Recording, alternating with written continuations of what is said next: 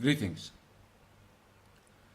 We are still discussing how the Israeli Jews went against all the threats the Lord made, especially about worshipping idols, images, anything that they do with their own hands, the product of their evil. And we reached book of Second Kings, chapter 23, and we read the last time part of this chapter, starting with verse 4. And it says again, let me remind you, the king ordered Hilkiah, a high priest, and all the priests next to him, who are less in rank, and the doorkeepers who stay at the doors, because the temple had many doors. This is the temple that Solomon built, by the way. And he told them to collect all the articles and made for Baal and Asherah, those idols, and all the starry hosts. Then he took all of this outside Jerusalem, outside the holy city, and he burned them. And he burned them outside Jerusalem in the fields of the Kidron valley, and took the ashes to Bethel. So let's go to verse 5. So now we understand this house that Solomon built for the Lord. This was one of his greatest accomplishments. This, what they call temple, it's not a temple. Actually, it's a masjid. But you know, the word temple is taken from Babylonians, what they built for idols. And this is a false information in the Jewish Christian book. Solomon did not build a temple for idols. He built a house for the Lord of Abraham, Isaac, and Jacob. And his own Lord, of course. So let's go to verse 5. It says, he did away with the idolatrous priests. So he fired them. He did away, I don't know. He killed them, I don't know. Maybe he fired them. Appointed the king by the kings of Judah to burn incense on the high places of the towns of Judah and on those around Jerusalem.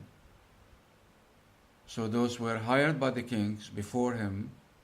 He's a king, but those were hired by other kings before him, just to serve those idols and burn incense for God's smell.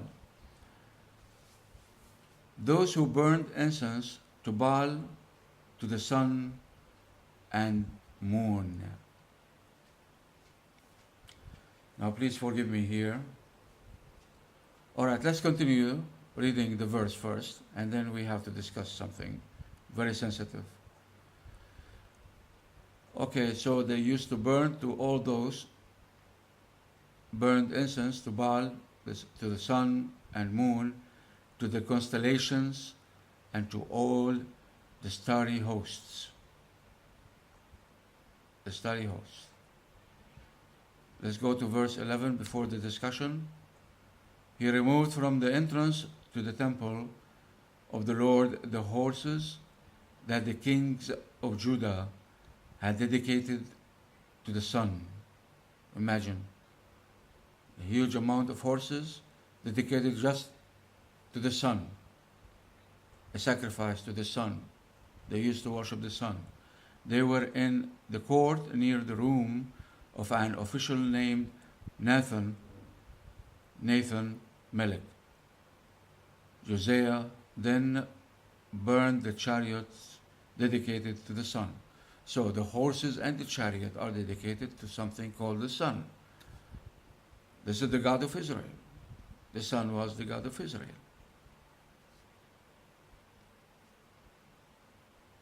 All right. Before we continue, I need to discuss something very important, very sensitive issue here. In the 20th century and continuing into the 21st, in our days, today, as we speak. This is happening. The rotten, stupid Zionists,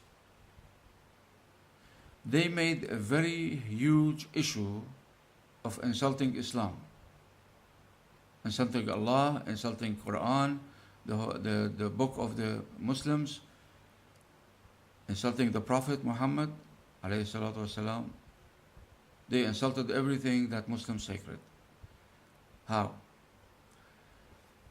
They even, alright, let's start.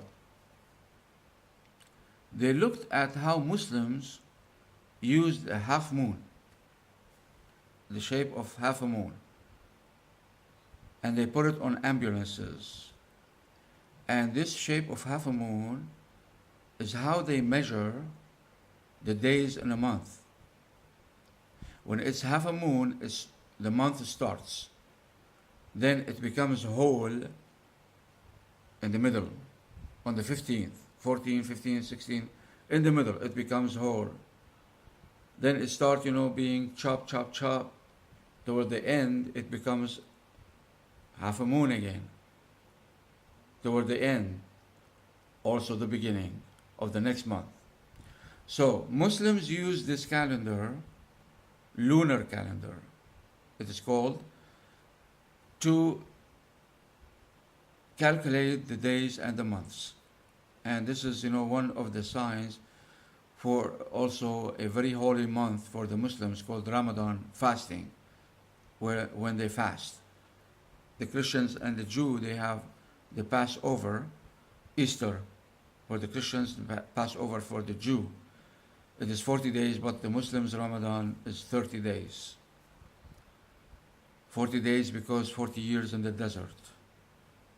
Number 40 is important to them in their Judeo-Christian book. 40 days is 40 years and 40 days in the mountain when Moses went to receive the book and the Ten Commandments. So, like I said, 40 days, number 40 is important to them.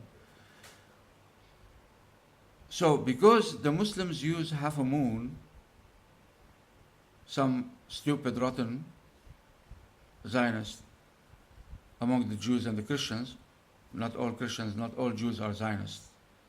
Some of them are very good people. So they started attacking Islam and saying that Allah of Islam, the Lord of Islam, is the moon. And that's why they worship half the moon and they sacred, putting on ambulances and calculating accordingly the days and the months of the year. But here we read, let me give you the verse again, you can read it if you have the book, 2 Kings chapter 23, starting with verse 4, then verse 5, and it says that the Israelis, during the time of many kings, before this king, many kings, they had priests, high priests and other priests to do what? Those who burned incense to Baal, an idol, a major idol in the land. Also to who? To the sun and moon. And we remember from the last video how they had chariots and horses dedicated to the sun worship. So, if this is the case, then it is obvious who worshiped the sun and who worshiped the moon. Christians, before they came to Christianity, they used to worship the sun, Mithra, the sun god. So the sun, a planet or a star, is a god to the Christians before Christianity. And here also the Jews, the sun, the moon, the constellations, all those are gods and worshipped by many kings and the Israelis until this king came and he burned everything dedicated to those idols and the stars and the constellations, according to this second king. Even if you go to the Quran of the Muslims, the sacred book of the Muslims, there are clear orders to the Muslims by the Lord, by Allah, to say and says, do not worship the sun and the moon, because those stupid used to worship, and many others in the Far East used to worship the sun and the moon. And in Babylon also, they used to call the sun Shamash and the moon two names, Sin or Nana, and the goddess of sex, Ashtoreth. So it is those stupid, rotten stupid, who attack Islam and say Allah is the moon god, are those who worship the moon, not the Muslims. For Muslims, half a moon is like the cross for Christians. Those put half a moon on the ambulances, those put the cross. And they're sacred. The instrument that killed their God. The only miserable nation that celebrate the killing of their God on a cross by taking the symbol of the cross, leading their lives in their churches, ambulances, etc., and on their chests. This is how miserable they are.